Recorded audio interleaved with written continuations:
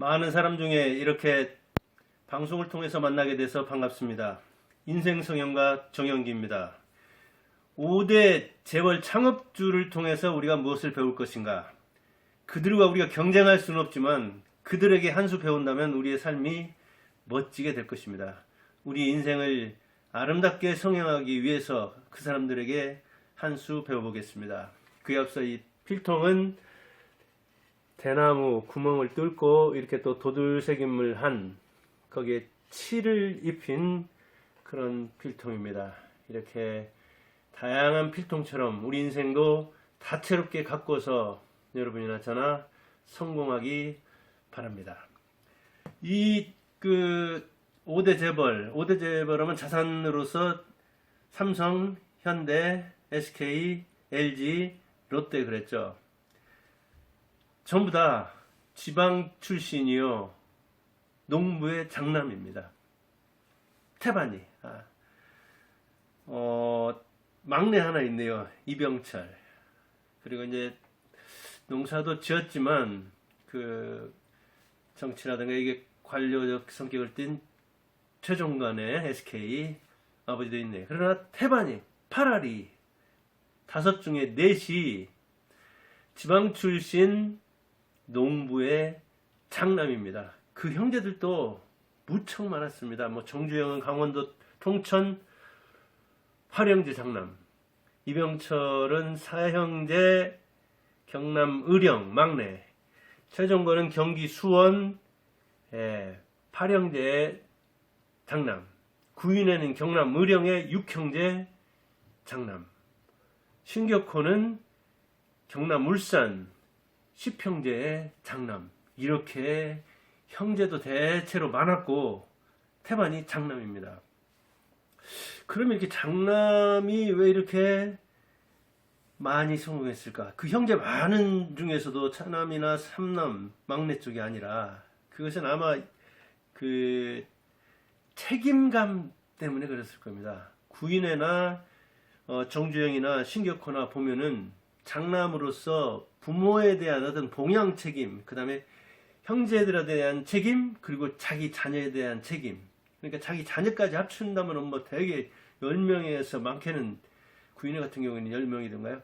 그러면 동생까지 합치면 10명 되잖아요. 오늘날은 자녀 둘 키우는 것도 아무리 자녀 하나가 옛날 3명 먹이라 하더라도 5, 6명밖에 안 되는 셈이잖아요. 근데 옛날에는 이렇게 자기 형제와 형제까지도 형이 부모 못지않게 돌봐야 한다는 생각을 했고, 그 다음에 되게 출가를 옛날에는 10대 후반이라든가 이렇게 빨리 했기 때문에 자녀를 낳은 상태에서 되게 20대, 30대 창업하지 않았습니까? 그러다 보니까 자기 자녀와 형제를 합치면 11명씩 된다니까요. 그러니 어깨가 얼마나 무겁겠어요. 근데 그런 적절한 부담, 지금 생각하면 막중한 부담이 그들에게 초인적 능력을 낳게 하는 어떤 자극이 되었던 것이죠. 우리 아버지도 보면 정말 초인적이었습니다. 뭐 형제들, 할아버지가 빨리 돌아가셨기 때문에 고모 하나에 이 동생들 둘, 셋, 그 다음에 자녀 6이니까 9. 그렇게만 딱 따져도 그 다음에 할머니 상당히 오래 보셨으니까 10명이잖아요. 10명. 시골에서 농토도 없는데 그런 보통 사람도 그런 큰 부담을 가졌죠. 그 다음에 출신지를 보면 지방 중에서도 경남이 3이나 됩니다. 그 이병철, 그 다음에 LG 구인회, 롯데 신격호. 근데 구인회하고 이병철은 의령에 지수라는 것이 있거든요. 지수면 그 지수 초등학교 출신입니다. 그 중에 또 하나 효성, 조홍재. 그 밖에 뭐 요새 쿠쿠 전자던가요? 쿠쿠 팝통 있잖아요. 그런 그 재벌들이 그쪽 출신입니다. 그러니까 지수면 저도 가봤지만 저쪽 하동마을이라고 해서 이제 GS나 LG 그쪽 그 허씨, 구씨 한 동네에서 같은 초등학교에서 그러니까 경쟁하면서 같이 자극을 주고받은 것이죠. 그러니까 저는 동네에서 우리 아버지가 자그한 사람은 농사 지으면서 옛날 5급이니까 지금으로 9급 공무원 하던 사람, 제 모델은 거기다 빗댔는데, 이렇게 재벌들이 같이 나온 사람들, 비슷한 환경에서 자기와 같은 비슷한 환경에서 자랐는데 그게 우열이 나눠질 때 스트레스 제일 받는다고 하잖아요. 그래서 동서보다 더 부자야 되고 초등학교 동창보다 더 부자야 되는데, 이 지수 초등학교라는 곳은 이렇게 재벌들만 해도 많은 사람을 냈으니 이렇게 성공한 사람이야 스트레스 안 받았겠지만, 그 동창 중에 동문 중에 성공하지 못하는 사람 얼마나 스트레스를 받았겠어요. 근데 이 용쟁호투, 용호상박, 쟁쟁한 사람들끼리 서로 자극하고 경쟁하면서 이렇게 성공했다고 볼 수가 있는 것이죠. 정주영이나 신격호는 문학에서 또 자극을 받았다는 이야기를 하죠. 정주영은 이제 이광수의 소설, 그다음에 신격호는 괴테의 젊은 베르텔의 술품이라든가, 거기서 그래서 샤르테, 롯데도 따오고 그랬다고 하잖아요. 지금은 장남이다, 차남이다 따질 것도 없죠. 자녀가 한둘이다 보니까.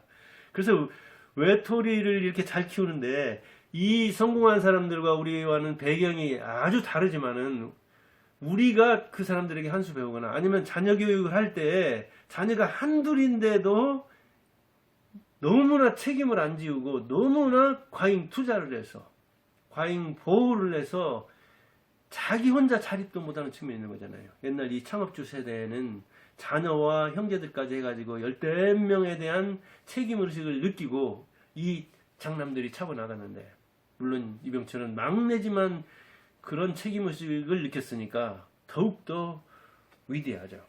이들이 그 적절한 자극을 받으면서 도전적인 어떤 승리를 하면서, 그리고 결핍의식을 느끼고, 또 농부의 대개 자녀들이다 보니까 농사의 원리에 의해서 이렇게 기다린 거죠. 요즘 청소년들의 문제는 뭡니까?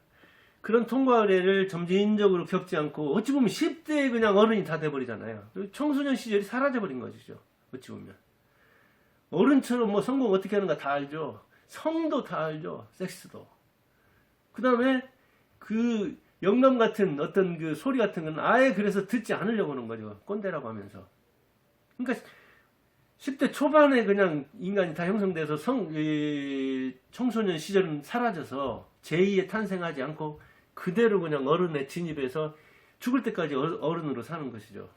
그러다 보니까 적절한 환경에서 이렇게 지방 출신들처럼 어릴 때 정서를 다지고 동료나 부모와 애착관계를 제대로 다져서 삶의 기반을, 베이직을 이렇게 이른바 제대로 잡아야 되는데, 이런 기초 신뢰가 쌓이지 않은 상태에서, 기초 애정이 쌓이지 않은 상태에서 어른이 돼버리는 요즘 젊은 애들은, 그래서 10대가 요즘 엠번방이나 뭐네 여기서도 보면 10대들이 많이 또 교통사고다 이런 것 저런 거 보면 면허증도 없는 상태에서 형사처벌도 할 수 없는 나이, 14살 이하든가요. 그런 나이에도 그냥 어른이 돼가지고 어른 흉내 내다가 문제를 많이 일으키잖아요. 어찌 보면 요즘은 청소년기, 사춘기가 사라진 시대에 살고 있는 거죠. 자, 이 사람들은 또 선견지명이 있었습니다. 대학 나온 사람은 신격호밖에 없어요. 신격호, 롯데. 그것도 야간으로 주경야도 간 거예요. 일본에서. 고학을 한 거죠. 나머지는 와세대 대학 다니다가 이제 이병철 정도는 그만두었는데, 이렇게 경상남도 사람들이 3명이나 되고 이렇게 서로 자극을 받기도 했지만, 외부의 자극, 부산을 통해서 이렇게 일본과 일제시대니까요, 빨리 소통할 수 있었고, 일본의 서구 문명이 들어왔었잖아요. 그래서 우리나라에서도 보면, 전라도에서도 보면 군산 가서 사람인 체 하지 말고, 순천 가서 인물 자랑 하지 말고, 여수나 순천. 그게 왜 그렇습니까? 여수나 순천이나 목포나 군산이나. 일본의 그 문물이 빨리 들어왔다는 이야기죠. 일제시대 때. 그리고 서구 문명을 싣고 왔다는 이야기죠. 그래서 신식학교도 거기에 빨리빨리, 저쪽 이제 서북 쪽, 평양 쪽도 마찬가지지만 그렇게 설립이 됐잖아요. 이병철 정미소로 시작했고, 정주영은 쌀가게로 시작했고, LG는 포목장사로 시작했고, 구인회. 그 다음에 최종건은 직물공장으로 시작했죠. 롯데는 일본에서 껌으로 시작했죠. 이렇게 전부 다 그때 당시에 물건을 팔았습니다. 그때 당시에 유행하는 거. 그렇게 막 첨단 AI 그런 게 아니에요. 그러나 성견지명을 통해서 한 발짝 반발짝 앞서갔지요. 그래서 이제 이병철은 직무로도 가고 전자로도 가고, 정주영은 쌀가게 하다가 자동차 수리도 하고 건설도 하고, 이렇게 이제 그때 이 잘 나가는 걸 봐서 빨리빨리 뛰어들어서 적응을 했죠. 구인의 역시 마찬가지죠. 직무하다가 화학으로 돌아가고 전자로 돌아가고 그랬죠. 신격고 역시 마찬가지죠. 껌하다가 우리나라 들어가죠. 이 박정희 대통령한테 쇳가루 때문에 문제가 됐을 때 이 호텔로 유통으로 나가서 오늘날 주력 산업이 이제 유통이 됐잖아요. 이렇게 미래는 현실에 들어있다, 경험에 들어있다, 지식에 들어있다는 걸 알았어요. 그러니까 이 선견지명을 갔는데 대학 그렇게 중요한 게 아닙니다. 어찌 보면 바닥에서부터 경험을 쌓은 것, 그리고 이론과 실제를 겸비한 사람이 그때 동물적 감각으로 직관적으로 현실을 읽어냈던 것이죠. 그러니까 산업 발전 따라 이 사람들도 발전했던 겁니다. 산업 발전기에 편승했던 겁니다. 왜 세계적으로 IT 부자들이 50대, 60대가 많습니까?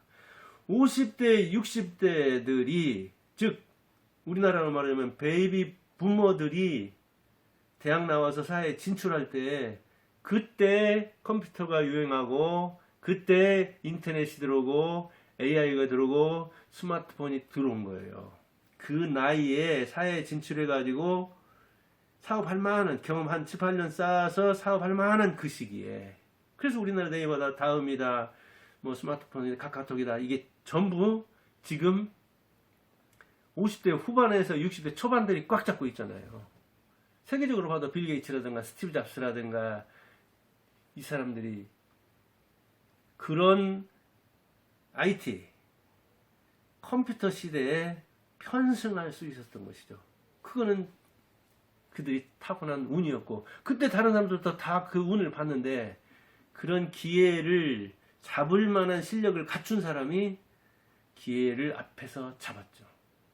역시 이 5대 그룹의 창업주들도 마찬가지였습니다. 성견지명이 있었고 통찰력과 현실을 직시하는 힘이 있었기 때문에 산업의 이 흐름을 보면서 자세한 트렌드, 마이크로 트렌드와 메가 트렌드, 큰 조류를 읽어서 그때 적응해서 살아남았던 것이죠. 마리사 이게 아주 간단하게 얘기할 수 있지만 그 한 발 한 발이 모험이었죠.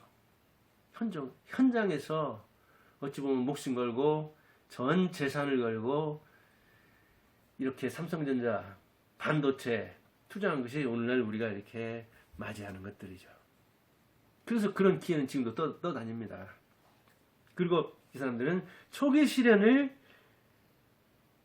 기회로 잡았죠. 이병철 정변 맞이해가지고 그 땅 하며, 그리고 또 박정희 쿠데타 했을 때는 지금식으로 말하면 적폐로 몰려가지고 재산 다 몰수당할 뻔맞잖아요. 근데 거기서 단판 승부를 해가지고 내가 기여하겠다, 고용하겠다, 세금 내겠다. 그리고 당신들도 보릿고개 넘어 잘 살기를 바라지 않느냐. 그리고 쿠데타 정상화하려면, 정당화하려면 국민들 잘 살게 해야 할 거 아니냐 해서 그 고비를 넘어가는 거잖아요. 이렇게 초기 실현, 정쟁도 마찬가지. 고령교 할 때 그 빚, 인플레이션 개념도 몰라가지고 20년을 갚느라고 그랬잖아요. 그러나 그것을 신용으로, 최종건 역시 마찬가지죠. 전쟁, 구인의 홍수로 이 직물 싹 버렸을 때, 신격고 초기 이 투자했는데 전쟁 포화에 다 날아갔을 때 또다시 얻을 수 있었고, 그때 절망하지 않고 다시 재기했잖아요. 실현을 자기가 성장하는 실험, 내가 성적이 어느 정도 되는지 보는 어떤 테스트, 시험으로 생각했다고요. 그래서 좌절하지 않고 실패를 성공과 같은 선상으로 본 거죠. 성공 과정에 있는 이 실패를 몇 달이 건너야 성공할 수 있다고 생각했던 것이죠. 그리고 그들은 인생 자체가 위기에 상시화다. 위기는, 돌발 변수는 항상 있는 것이다. 그리고 그것을 뛰어넘으면 성공할 수 있다. 그렇게 생각했던 것이죠. 우리가 이 정주영과 이병철과 어떻게 경쟁하겠습니까? 타고난 배경이 다른데 어떻게 그들처럼 살겠습니까? 그렇지는 못한다 하더라도 이들에게 한 수 배운다면 우리의 인생도 풍요로워질 겁니다. 서로 경쟁했던 이 경남 5명 중에 경남 출신이 3명이나 된다는 것. 주변에 쟁쟁한 사람이 있다는 것은 축복입니다. 그렇게 생각하고 그와 서로 자극을 주고받고 그와 선의로 경쟁하면서 노력한다면 여러분의 인생도 멋진 삶이 될 것입니다. 감사합니다.